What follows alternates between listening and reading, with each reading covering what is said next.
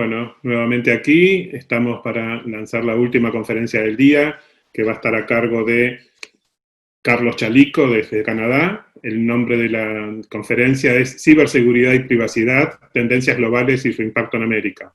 Carlos es CISA, CISSP, CISEME, CGATE, CERRISC, CDPSE, ISO 27001, líder auditor, PBDA, líder en ciberseguridad y privacidad para el sector privado en Canadá, Ernst Young. Carlos trabaja en áreas de ciberseguridad, privacidad y riesgo y auditoría de TI desde hace 25 años. Comenzó su carrera en Ernst Young en México en 1996 y ahora es parte de la práctica de ciberseguridad y privacidad de EI en Canadá, basado en Toronto. Además de ayudar a EI en construir un mejor mundo de negocios, Carlos es el secretario del capítulo Toronto de ISACA y es también miembro del Consejo de IAPP de Canadá. Es además instructor en la Escuela de Educación Continua de la Universidad de Toronto para los programas de ciberseguridad y privacidad. Cuando el tiempo libre se lo permite, Carlos escribe narrativa, es prologuista y disfruta de usar su bicicleta de carrera. Carlos, muy bienvenido. Ya te veo que estás con cámara, audio, estás... Muchas gracias. La verdad Bueno, es que es... un placer recibirte y quedas con la presentación. Al contrario, muchísimas gracias. La verdad es que es un placer estar por acá con ustedes. Lamento mucho no haber tenido la oportunidad de hacerlo en persona, pero desafortunadamente todos estamos pasando por la misma situación. Vamos a platicar de tendencias, vamos a platicar de qué estamos viendo en ciberseguridad y privacidad. Hay algunos estudios que Ernst Young, junto con otras asociaciones, además de ISACA, ha venido realizando con el tiempo, y me parece que lo que estamos viendo que está pasando en el mundo es relevante. Hay un slide que tengo por acá preparado para compartir con ustedes un poquito de mí, pero creo que ya se ha dicho todo. Así que déjenme pasar muy rápidamente al siguiente slide. Nací y crecí en la Ciudad de México, quizá esa es la única parte que no les he comentado. Tengo ya casi 8 años viviendo en Toronto, en Canadá, pero soy originario de México, de la Ciudad de México. Lo que ven por ahí en la parte alta que estoy apuntando con una flecha roja es mi nombre de usuario en Twitter. Si alguien quiere decir algo por ahí acerca del evento, acerca de lo que están viendo que estoy compartiendo, siéntanse con la libertad de hacerlo. Si buscan, se darán cuenta de que hay otro usuario que se llama Carlos Chalico T. También soy yo, ese lo utilizaba para tuitear en inglés y en español. Me di cuenta con el tiempo de que eso era una locura y decidí solamente conservar este usuario que es el que tuiteo en inglés y español. Déjenme empezar por compartir con ustedes dónde es que estamos, qué es lo que estamos viendo. Es muy interesante ver cómo ha venido evolucionando el concepto de ciberataques y el nivel de preocupación que diferentes individuos, diferentes organizaciones en todo el mundo están teniendo. Hay un reporte que se libera cada año, es un reporte preparado por el Foro Económico Mundial, que es llamado el Global Risks Report, o el reporte global de riesgos. Cada año se libera y es muy temprano en el año cuando se hace en 2020. En este reporte, y vamos a ver un poco más de él en un momento, ciberataques es una de las principales preocupaciones, tanto por el impacto que pueden producir como por la posibilidad de ocurrencia. Independientemente de este estudio del Foro Económico Mundial, a través de estudios de EY, se ha confirmado que ciberseguridad, tanto a nivel corporativo como a nivel nacional, es la preocupación número 1 a nivel global para los directores generales, para los CEOs. Y desafortunadamente algo que hemos visto a través de otro estudio que hemos hecho de EY, que es la encuesta global de seguridad de la información, es que son pocas las organizaciones que invitan al profesional de ciberseguridad a participar de proyectos y del desarrollo de aplicativos desde las etapas más tempranas de esto, desde las etapas de planeación. Solamente un poco más de 1/3 de las compañías lo hace de esta forma, y creemos que ese número tiene que crecer. Además de que creemos también que el profesional de seguridad necesita trabajar en reforzar la efectividad de sus interacciones con otras unidades de negocio. Pudimos ver a través de esta encuesta global de seguridad de la información de Ernst Young que poco menos de 2/3 de las organizaciones que participaron en el ejercicio reconocen que los responsables de seguridad, los CISOs, por sus siglas en inglés, solamente en un 60% tienen interacciones que pueden ser medianamente efectivas con otros profesionales, lo cual es preocupante. La disciplina o la unidad de negocio número 1 con la que se tienen las relaciones más sólidas y más efectivas es TI. lo cual resulta entendible porque la mayoría de las unidades de seguridad de la información crecen, nacen en las áreas de sistemas, en las áreas de tecnología, y sería de esperarse que la mejor relación existiera en esos campos. Pero con el resto de las unidades de negocio, finanzas, recursos humanos, investigación y desarrollo, marketing, el nivel de efectividad de la relación no es tan alto, no es tan fuerte, y eso creemos que tiene que cambiar. Sobre todo si pensamos que hay eventos del calibre de los que estamos viendo ahora. Al principio de 2019 hubo un evento al que se le llamó Colección, porque esta colección era precisamente un grupo de archivos de datos que se habían encontrado expuestos en Internet, y solamente uno de ellos, el que se llamó Colección número 1, exponía 773 millones de registros en un solo evento. En octubre de 2019, ya acercándonos al final del año, un investigador que es muy conocido en el campo de ciberseguridad, Vinny Troya, descubrió 1.2 mil millones, en inglés serían billones, de registros en la dark web, de datos de individuos. Y todo esto es preocupante. Son solamente un par de muestras de los cientos o quizá miles de casos que seguramente han visto en diferentes medios con el tiempo. Algo que es inquietante es que en prácticamente un tercio de las organizaciones que se declaran afectadas por este tipo de incidentes, la gente es el principal factor de riesgo. Alguien no hizo algo que debía de haber hecho o lo hizo de la manera equivocada. Y esto nos lleva otra vez a pensar que la gente sigue siendo el eslabón más débil cuando hablamos de seguridad de la información o de ciberseguridad. Y para hacernos ahora el evento más complejo, para complicarnos más la ecuación, tenemos la variable que nadie esperaba, y es el coronavirus, el COVID-19, que ha llegado y que ha transformado la forma en la que estamos operando en todo el mundo, y que ha metido un elemento adicional que ni siquiera fue visualizado con ese nivel de gravedad cuando estábamos ya en la antesala de este evento. Lo que estamos viendo ahora es un resumen de un par de imágenes del reporte que les platicaba que prepara el Foro Económico Mundial. Este reporte, como les platicaba, presenta riesgos para la humanidad en términos de impacto, en términos de probabilidad de ocurrencia. Hay diferentes categorías, 5 para ser precisos. Todas se representan con diamantes. El color del diamante o el rombo identifica la categoría a la que se asocia cada uno de los eventos. Podemos ver rombos púrpuras o diamantes púrpuras, que son los que representan los riesgos tecnológicos. Y podemos ver que tanto del lado de la probabilidad de ocurrencia como del impacto, hay más de un diamante púrpura. Ciberataques es el que se ve en los dos y se le ve con el mayor nivel de impacto y el mayor nivel de probabilidad de ocurrencia. Esas marcas en rojo nos dejan ver dónde es que se visualiza ciberataques en el mapa completo de riesgos que pinta el Foro Económico Mundial, y en las dos categorías que estamos revisando, que son probabilidad de ocurrencia e impacto. Interesante es que cuando se hizo este análisis y se libera en enero de 2020, hay varios elementos que consideran o constituyen, las principales preocupaciones para el mundo.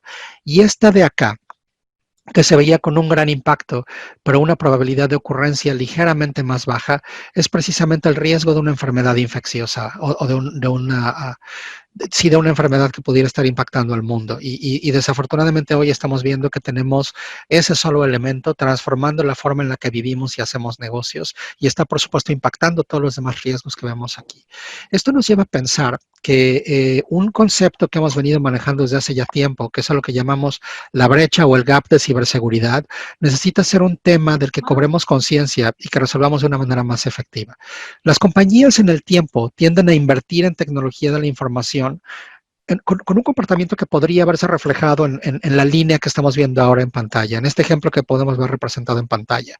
Desafortunadamente, la adopción de medidas de ciberseguridad y la inversión en medidas de ciberseguridad no crece al mismo ritmo, y este espacio que vemos entre las dos líneas, este delta que se forma ahí, es a lo que llamamos la brecha de ciberseguridad o el gap de ciberseguridad, que hoy está acentuado por la manera en la que las ciberamenazas se han transformado ante el COVID-19, las transformaciones en consideraciones operativas e incluso los impactos sociopolíticos. Todos estos son elementos que hay que tomar en cuenta cuando estamos tratando de encontrar una forma de efectivamente responder a este gap de ciberseguridad.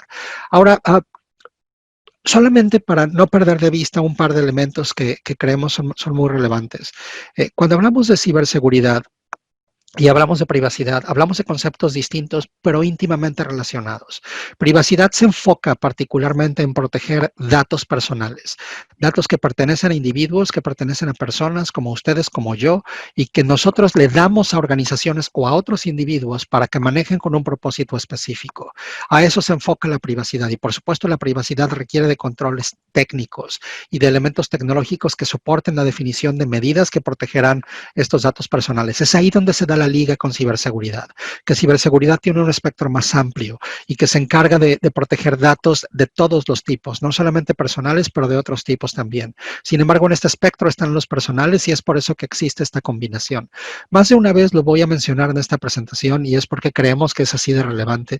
Tenemos que cuidar que las prácticas de ciberseguridad y privacidad al interior de las organizaciones se hablen muy de cerca y se compartan estrategias de tal suerte que puedan efectivamente estar entregando los modelos que la organización espera de ellos.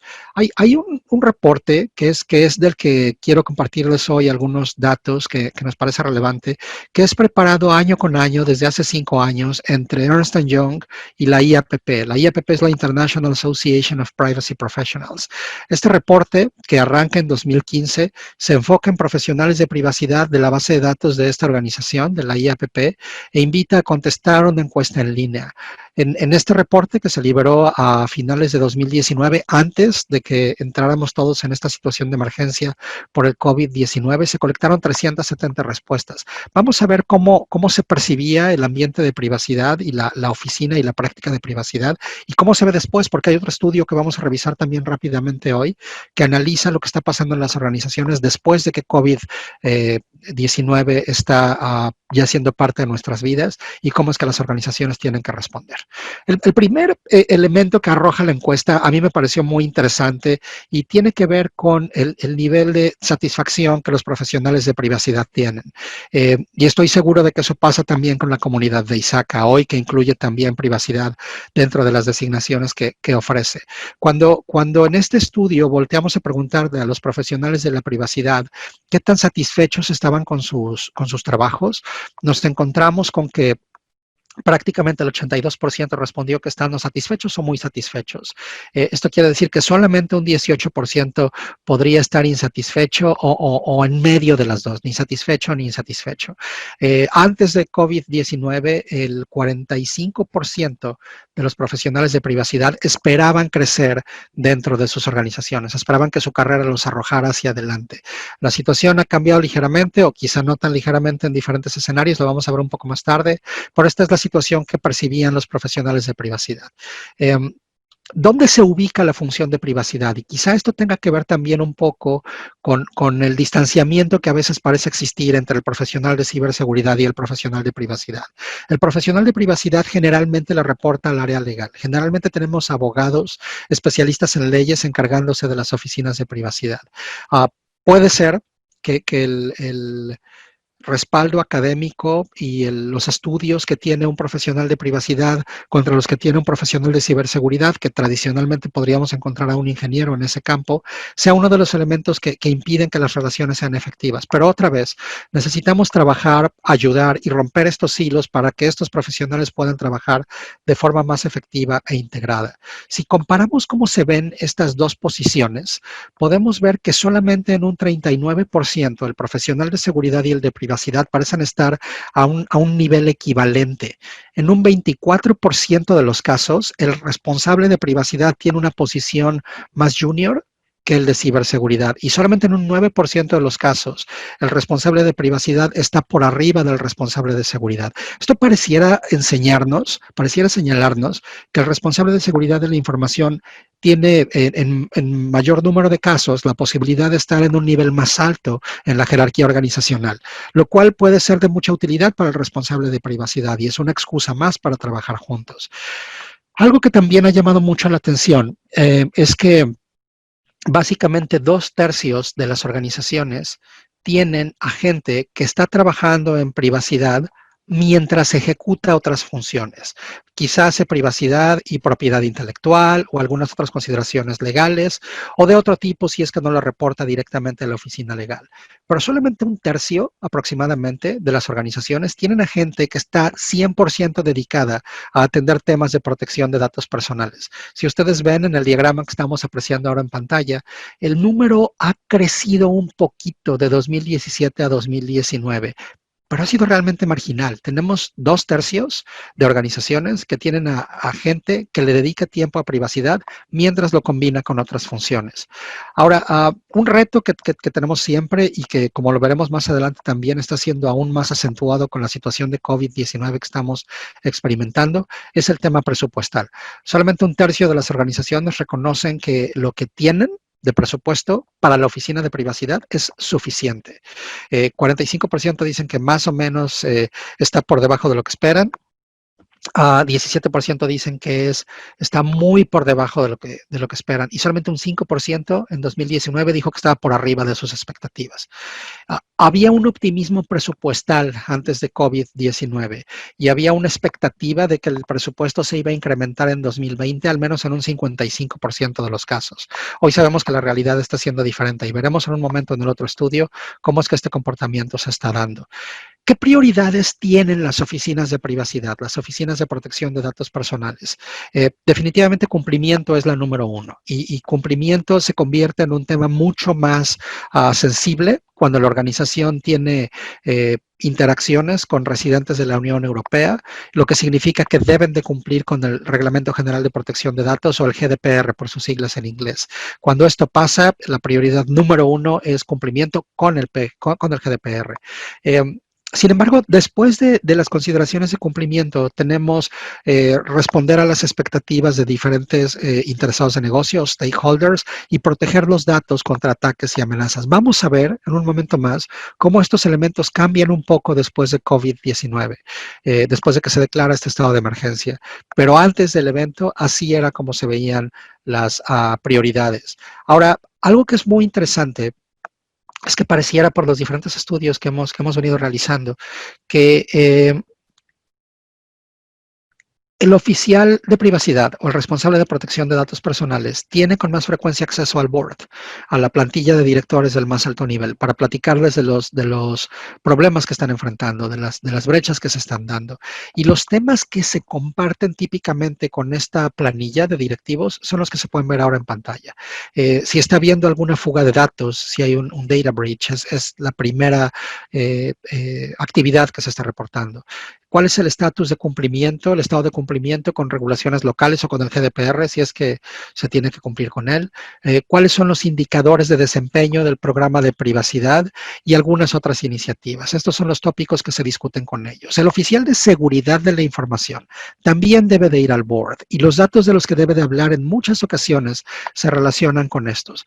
Alianzas entre el oficial de privacidad y el oficial de seguridad es algo que es indispensable, de tal suerte que el board pueda ser más efectivo en entender cuáles son los retos que se están enfrentando y que el tiempo se pueda utilizar también de forma efectiva.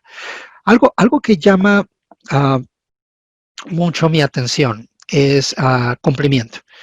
El GDPR es una regulación que entró en vigor en 2018, en julio de 2018, y para 2019 todavía había un número de organizaciones que no cumplían a totalidad con lo que el GDPR está requiriendo. Estamos hablando de más del 50%, de acuerdo a lo que estamos viendo ahora en pantalla. Y estas son solamente las organizaciones que deberían de cumplir con el GDPR. Lo interesante es que esto no es algo que esté solamente afectando a Europa. Como yo les platiqué al inicio de la sesión, soy mexicano. 2010 fue el año en el que la regulación mexicana en materia de protección de datos para el sector privado fue liberada.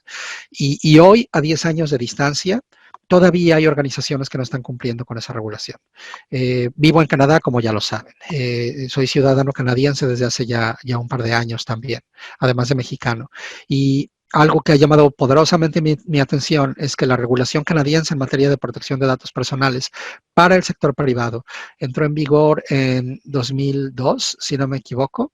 Estamos en 2020 y hay organizaciones que todavía no cumplen totalmente con la regulación.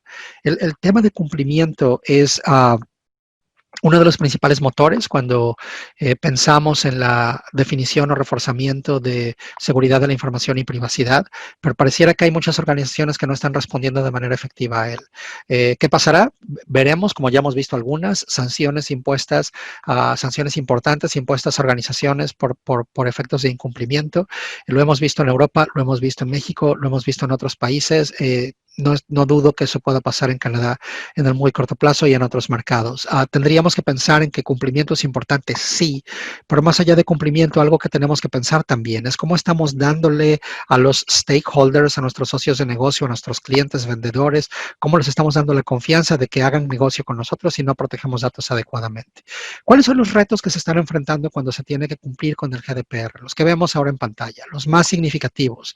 Habilitar lo que se llama el derecho al olvido. ¿Cómo puedo hacer para que una persona que viene y me pide que borre todos sus registros, se borren? Y mientras más compleja sea la organización, por supuesto, más complejo es el reto. El derecho al olvido se convierte, pues, en uno de los principales retos. La portabilidad de datos. Tomo mis datos personales de esta compañía porque ya no quiero trabajar con ella y me voy con esta otra. Ese está siendo el segundo reto más relevante. Y el tercero, hay más, por supuesto, y en el reporte, cuando lo vean completo, pueden encontrar aún más. El tercero, para limitarnos a los tres más altos, es ejecutar análisis de impacto de protección de datos o análisis de impacto a la privacidad. El GDPR lo demanda, hay algunas otras regulaciones, la regulación canadiense también lo pide. Debe de hacerse un entendimiento y un análisis del impacto a la privacidad cada vez que se implante un nuevo proceso o una nueva aplicación. Eso también está resultando ser un reto relevante. Algo que llama poderosamente mi atención es que cuando estamos hablando de cumplimiento con regulaciones en materia de privacidad, y más allá de eso, cuando estamos hablando de definición de controles en materia de ciberseguridad también, lo primero que tenemos que saber es cuáles son aquellos activos que son importantes para nosotros, cuáles son mis piezas de información o los datos personales que estamos procesando en función de si pensamos desde la perspectiva de ciberseguridad o privacidad. Bueno, la materia prima son precisamente los datos. Tengo que identificar los datos que me preocupan para poder después definir cómo protegerlos.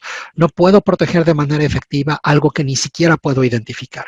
Lo que me llama mucho la atención, de acuerdo a la encuesta que realizamos, es que el 60% de las organizaciones está manualmente o informalmente documentando sus inventarios de datos o sus mapeos de datos.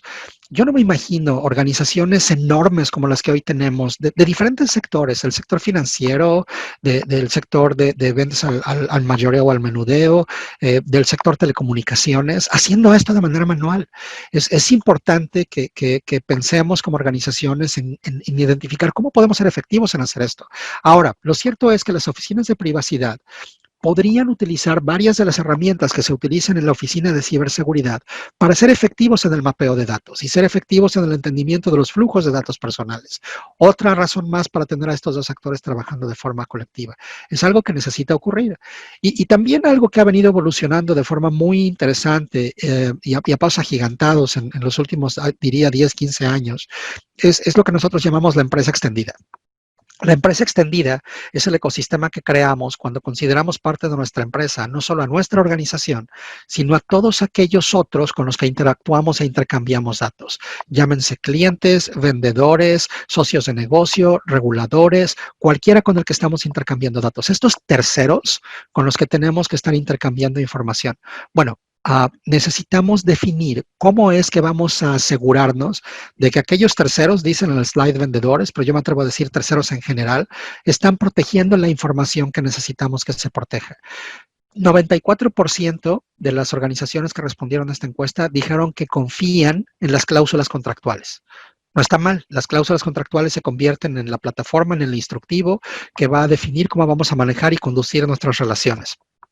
Lo malo, lo triste, es que en mi experiencia, y esto abarca diferentes países, incluyendo Canadá, México, algunos otros en Latinoamérica, muchas veces lo que se incluye en estos contratos es una cláusula tradicional general que define lo que es y no es confidencialidad, y en alguna nota, en un apartado adicional, dice, y cumplimos con todas las regulaciones en materia de privacidad. no podemos solamente confiar en eso. Las nuevas regulaciones y las exigencias de los mercados actuales demandan que quien tome decisiones en materia de protección de datos personales, el controlador, el responsable, se le llama de diferentes formas en diferentes regulaciones y en diferentes jurisdicciones, pero quien tome decisiones sobre cómo se procesan los datos personales tiene que darle instrucciones claras a través del contrato al encargado o al procesador de esos datos personales, para que esa entidad sepa qué tiene que hacer y cómo tiene que hacerlo. Esto demanda que haya suficiente detalle en el contrato, que vaya más allá de qué es confidencialidad, qué no es confidencialidad y cumplimiento con regulaciones en materia de protección de datos personales. Hay organizaciones que se basan en el uso de cuestionarios o de algunas herramientas. Hay algunos que incluso requieren que terceras partes independientes vengan y auditen al vendedor o al tercero con el que intercambien datos. Hay diferentes elementos que pueden hacerse otra vez basados en riesgo. Lo importante aquí es que no dejemos de entender y no dejemos de considerar que debamos de poner mucha atención a la manera en que manejamos nuestras relaciones con terceros. Hemos visto que cuando se requiere de este tipo de análisis de vendedores, el framework preferido es ISO 27001. No es el único, pero es el preferido. La buena noticia es que recientemente se liberó un nuevo estándar que se llama ISO 27701. La diferencia entre 27001 y 27701 es que 27001 se enfoca en la creación de un sistema de gestión de seguridad de la información que es certificable. El ISO 27701 se enfoca en la creación de un sistema de gestión de información personal que se monta en el sistema de gestión de seguridad de la información para coexistir y también es certificable. En consecuencia, si queremos utilizar una norma ISO, más allá del 27001, 27701 puede ser la respuesta. Y bueno, pasando a otro estudio muy brevemente, del que les platicaba es aquel que se hizo con la IAPP, la encuesta global de seguridad de la información que hace Ernst & Young. Le llamamos GIS o GIS o GIS, que es el nombre que se le daba al acrónimo que se le da a nivel mundial. 5 consideraciones que vale la pena tomar en cuenta de este documento, aunque lo pueden, por supuesto, leer completo a través del sitio web de EY. Número 1, la función de ciberseguridad es clave en la transformación digital. Muchas compañías están volcándose por completo a los ambientes digitales. Hay muchas que ya nacen digitales. La función de ciberseguridad tiene que ser considerada clave como parte de estos elementos. Perdón por algunos errores de captura que estoy identificando ahora que les comparto la presentación. La función de ciberseguridad debe, como ya lo comentamos antes, construir relaciones de confianza con otros ejecutivos dentro de la organización. Hay que implantar estructuras de gobernanza que estén alineadas con la organización y que soporten la organización. Necesitamos también estar muy enfocados en la participación del más alto nivel de la organización, del board, y constantemente evaluar la efectividad del oficial de seguridad para dotarlo de las herramientas que necesita y ayudarle a que tenga las relaciones que necesita construir para ser efectivo en el desarrollo de sus funciones. Ahora, todo esto que hemos platicado son diferentes consideraciones que hemos venido teniendo en mente y que se dieron antes de COVID-19. ¿Qué está pasando ahora? ¿Qué tenemos que hacer ahora que tenemos este reto adicionándose a nuestra ecuación? ¿Cómo podemos manejar esta variable? La primera parte que quiero compartir con ustedes muy rápidamente son algunos gráficos que vienen de este otro estudio que hicimos con la misma organización y que se ejecutó después de que se declarara la emergencia de COVID-19. Tuvimos la respuesta de 933 participantes entre abril 8 y 20 de este año, por supuesto, y esto es de diferentes países en el mundo. ¿Qué fue lo que pasó? Primero preguntamos, ¿de alguna forma COVID-19 ha afectado el nivel de prioridad de privacidad? 58% dijeron no. 29% dijeron de una forma muy pequeña. Solamente 13% dijeron que lo está haciendo de forma significativa. Lo que quiere decir que en el 87% en la mayoría de los casos, a pesar de COVID, las compañías siguen considerando privacidad como un tema serio, que es lo correcto, porque las regulaciones no han cambiado, las obligaciones y los derechos siguen ahí y se tienen que cumplir. ¿Cuáles están siendo ahora las prioridades? Ciberseguridad, reputación y expectativas de negocio han escalado entre las prioridades de la Oficina de Protección de Datos Personales, como lo podemos ver aquí. Hoy hay una mayor preocupación por los ciberataques y por las ciberamenazas, lo cual vuelve a ser obligatorio el que estén trabajando de manera conjunta los profesionales de privacidad y seguridad de la información. Mantener la reputación de la marca, crear confianza en el mercado, sigue siendo algo muy importante y esto responde, por supuesto, a las expectativas de los clientes y los socios de negocio. El trabajar desde casa definitivamente se ha convertido en el parteaguas para todas las organizaciones. Es un número muy alto el de las organizaciones que en todo el mundo han mandado a gente a trabajar desde su casa, lo que crea un nuevo ambiente de riesgo. Entender todos estos requerimientos y estas amenazas se convierte en una de las prioridades, pero también lo que está pasando ahora, que hay organizaciones que están regresando a trabajar desde casa, cómo estamos monitoreando la salud del personal, qué datos estamos guardando y si tenemos que compartirlos con otras entidades, eso es algo que también está representando un reto para los profesionales de privacidad y debería de serlo también para los de seguridad de la información. Algo que vimos es que, y seguramente sus organizaciones lo han experimentado, hemos visto a muchas también por acá, casi la mitad de las organizaciones han adoptado nuevas tecnologías para adoptar el trabajo desde casa. No sorprende, insisto, un volumen muy alto de organizaciones han mandado a gente a trabajar desde casa. Eso quiere decir que hay que utilizar también nuevas tecnologías para que este modelo sea más efectivo. Sin embargo, el problema que estamos enfrentando es que casi el 60% de las organizaciones que se está yendo por ese camino ha acelerado u omitido la ejecución de revisiones de ciberseguridad o privacidad de esas herramientas. Lo que quiere decir que se están utilizando herramientas, como ya lo vimos al principio, que están invirtiendo poco en ciberseguridad, no estoy alcanzando a entender mis problemas de ciberseguridad mientras adopto tecnología y esto hace que mi brecha o gap de ciberseguridad siga creciendo. Y eso es algo que tenemos que buscar resolver de alguna forma.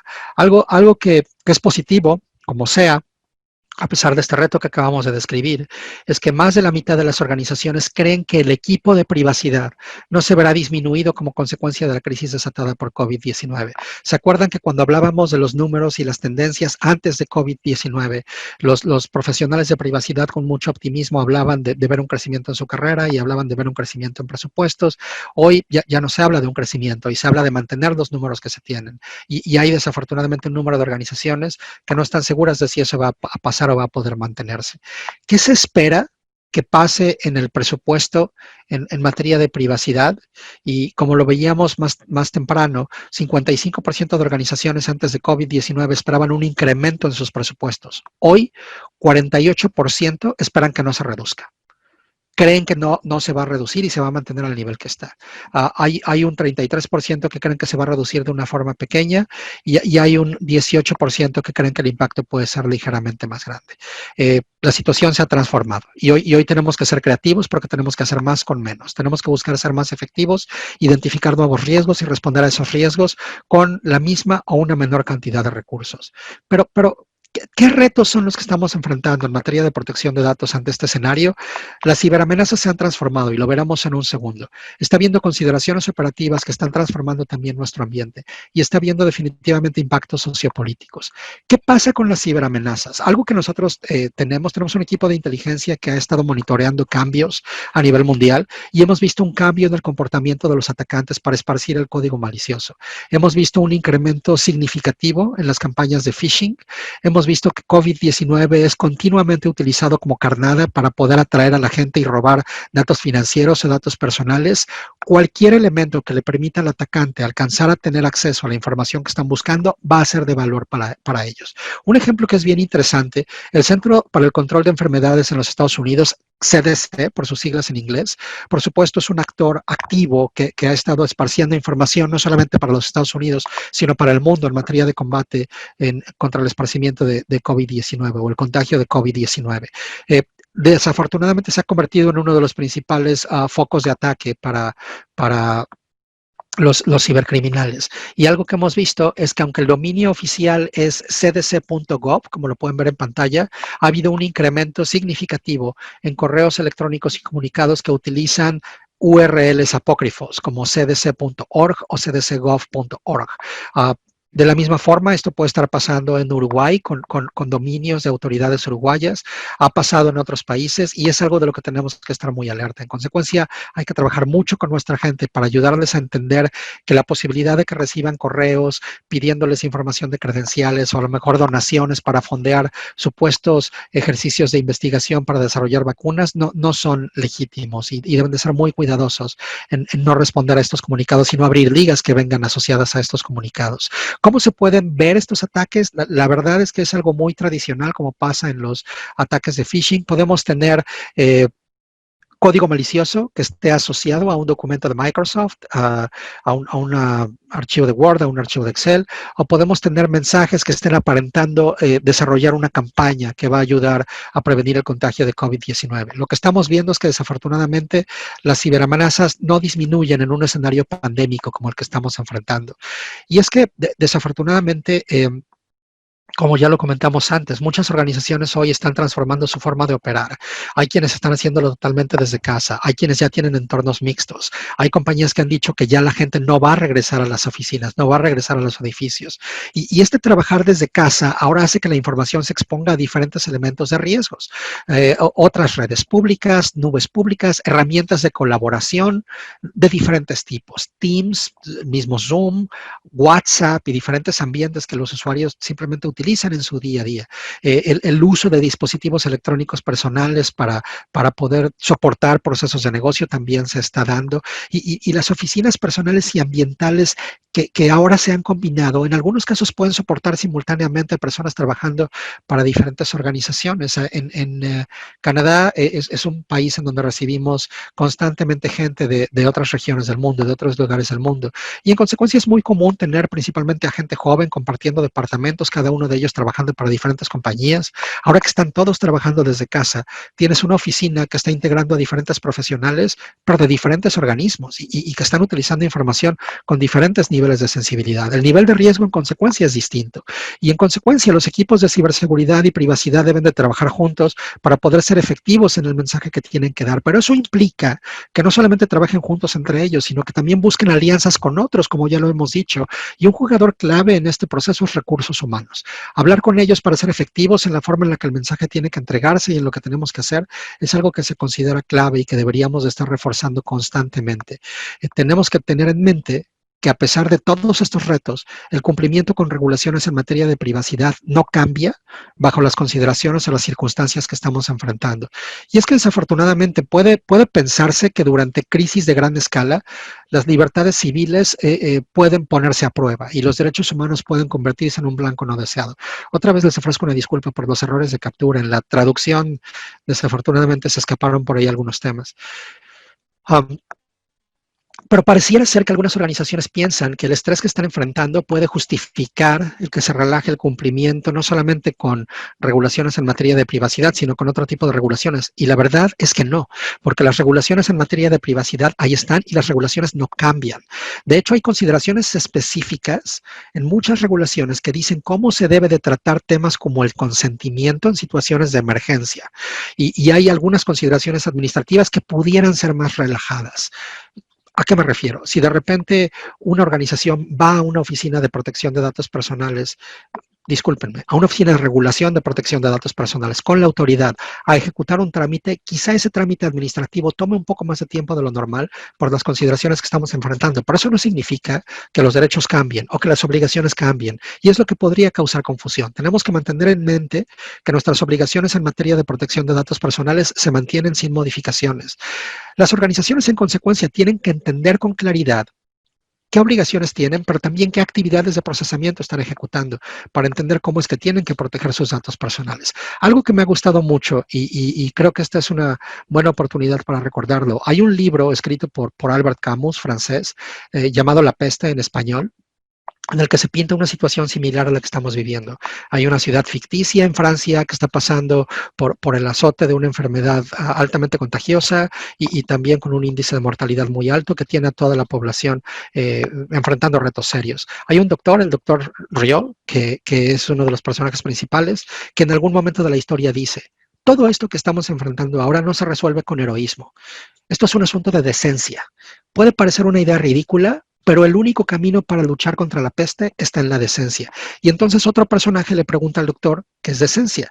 Y la respuesta es: bueno, en general no lo sé, pero lo que yo puedo decir, en mi caso, es que estoy convencido de que decencia significa que haga mi trabajo. Y yo creo que eso se puede transportar perfectamente a los responsables de seguridad y privacidad en todo el mundo. Algo que se espera de todos nosotros es que ayudemos a la organización a proteger sus activos de mayor relevancia.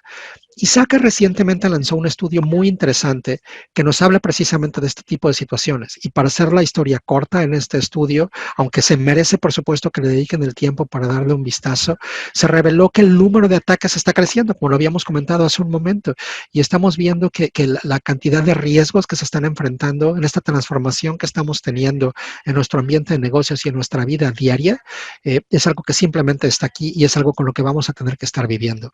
Los actores, los malos actores que están aprovechando esta oportunidad, están viendo esto precisamente como una oportunidad y están sacando jugo de eso.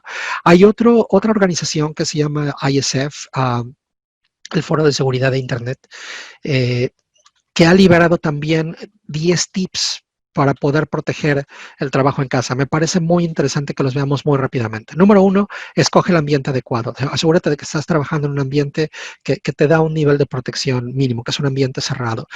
Protege tu conexión a la red inalámbrica. Es algo que necesitas tener siempre razonablemente protegido.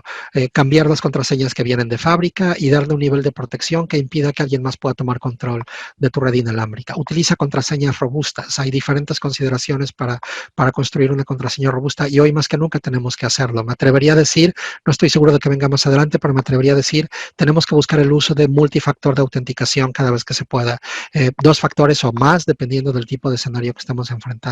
Hay que mantener separados asuntos de casa y trabajo. Es muy importante que a pesar de que estemos trabajando en casa, entendamos que los temas de trabajo se tienen que trabajar por separado. Y esto significa que evitemos la contaminación cruzada. Hay que evitar utilizar nuestra computadora personal en temas de trabajo y viceversa. Y ven que muevo las manos de esta forma porque tengo al mismo tiempo aquí mi computadora personal junto a la computadora que utilizo para el trabajo. No hay que abrir nunca mensajes sospechosos. Hay que tener las antenas muy alzadas y los ojos muy abiertos para poder identificar este tipo de elementos.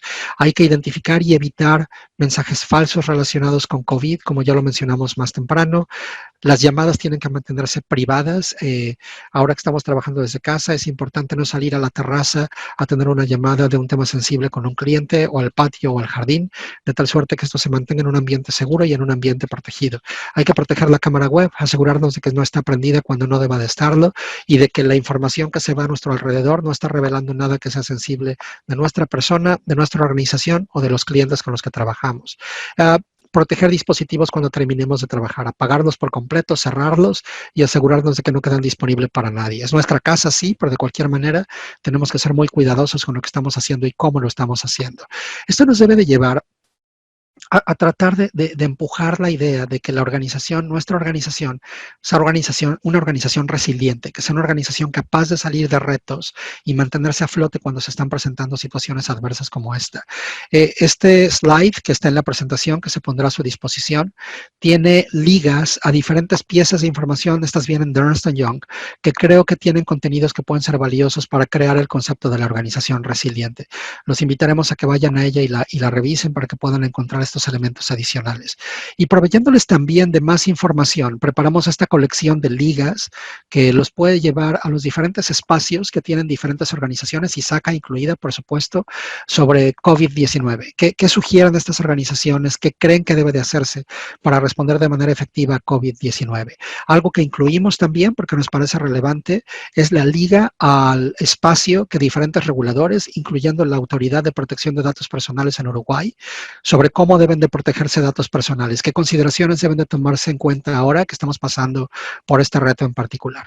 Y con todo esto, lo que yo quisiera que tuvieran en mente, estamos acercándonos ya al final de la presentación, es qué necesita hacer su compañía, qué necesitan hacer ustedes para crear o reforzar sus mecanismos de ciberseguridad, para reforzar esos mecanismos de protección de datos personales también. Hay que darnos un tiempo para llevar esto a la reflexión y pensar no solamente qué tiene que hacer la organización, sino cómo podemos ayudar a la organización a ser efectiva en ese ejercicio. Piénsenlo y llévenlo con ustedes. Y para cerrar,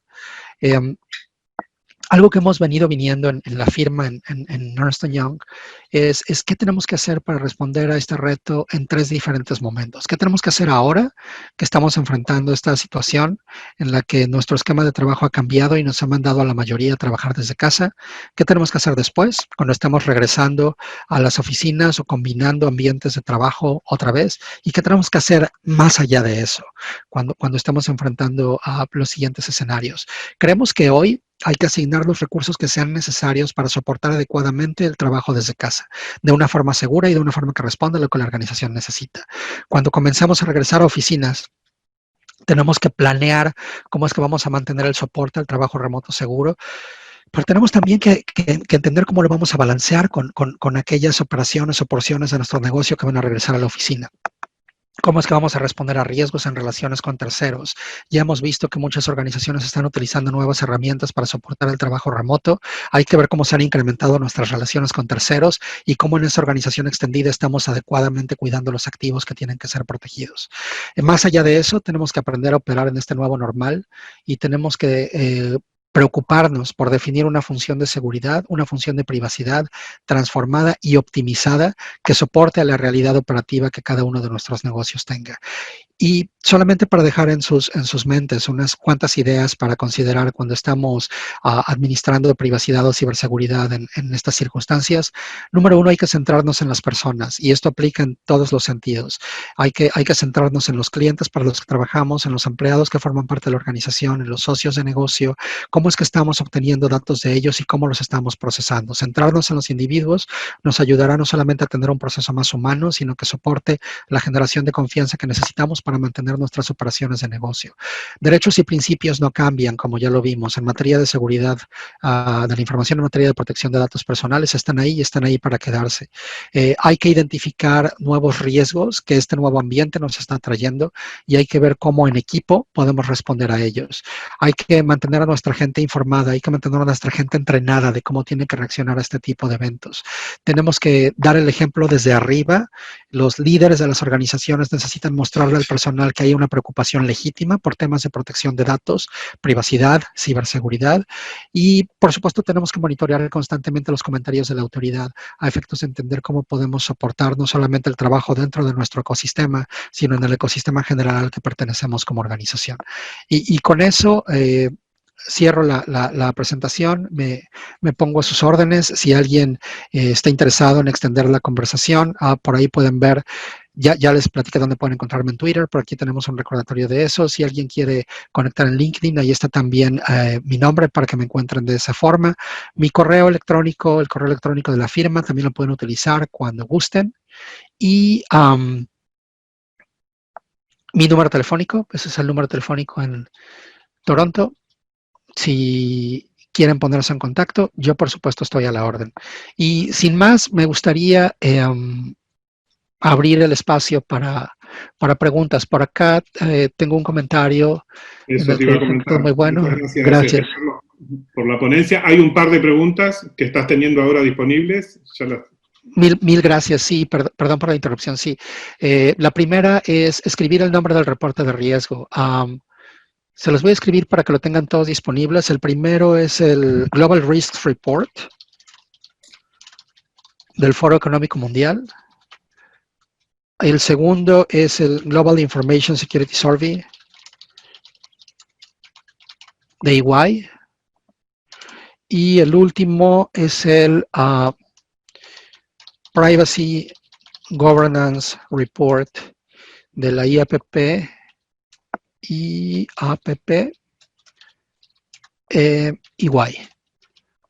Le estoy dando submit ahora para que lo puedan ver todos. Ahí están los nombres. El segundo, ¿cómo deben abordar las compañías el derecho de las personas a que se olvide o se elimine información personal que le concierne cuando los datos ya no sean usados para los fines que motivaron su obtención o se haya revocado el consentimiento para el tratamiento de los datos personales? Gracias por el comentario, Franz. Muchas gracias a ti por venir. Respondiendo a esta pregunta, es un tema muy interesante y por supuesto es algo que va a variar de una organización a otra. Déjenme tratar de partir la respuesta en diferentes pedacitos. Cuando me preguntan cómo deben abordar las compañías, la primera parte que viene a mi cabeza es pensar en las condiciones impuestas por la regulación con la que debe de cumplirse. Hay regulaciones que establecen que debe haber plazos específicos para responderle a un individuo que está solicitando que se ejerza un derecho de protección de datos personales, como puede ser el derecho al olvido. Hay que tener en mente estos tiempos. Puede ser distinto en cada jurisdicción, entonces hay que tener esto muy bien planteado. Número dos, hay que tener claro cuáles son los procesos que soportan el uso de estos datos personales. Eso quiere decir que con anticipación las compañías debieron haber documentado no solamente los datos personales que utilizan o los propósitos a los que responden, sino también los flujos que siguen y las aplicaciones que los soportan y los diferentes elementos donde se almacenan. Si no se tienen estas piezas, será difícil poder borrar esa información.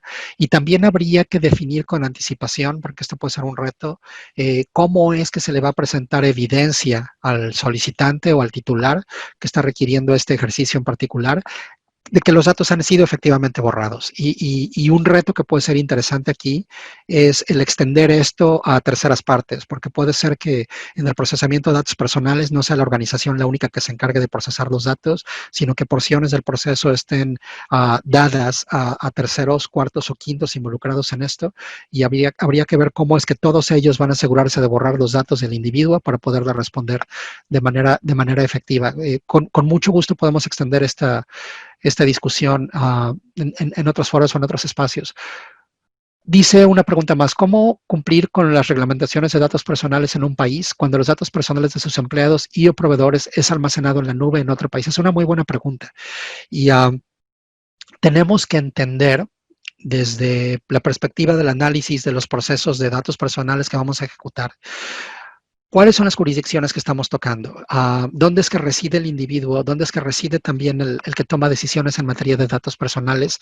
¿Y dónde residen los datos? A efectos no solamente de entender obligaciones de cumplimiento, sino también para entender la posibilidad de pedirle ayuda a la autoridad en caso de que se enfrente a un reto. Si yo estoy almacenando mis datos personales en un país que no tiene una regulación en materia de protección de datos personales y que no está adscrito a ningún tratado internacional que lo obligue a colaborar en materia de investigación o soporte en caso de que haya un evento de fuga de datos personales, estamos jugando con fuego.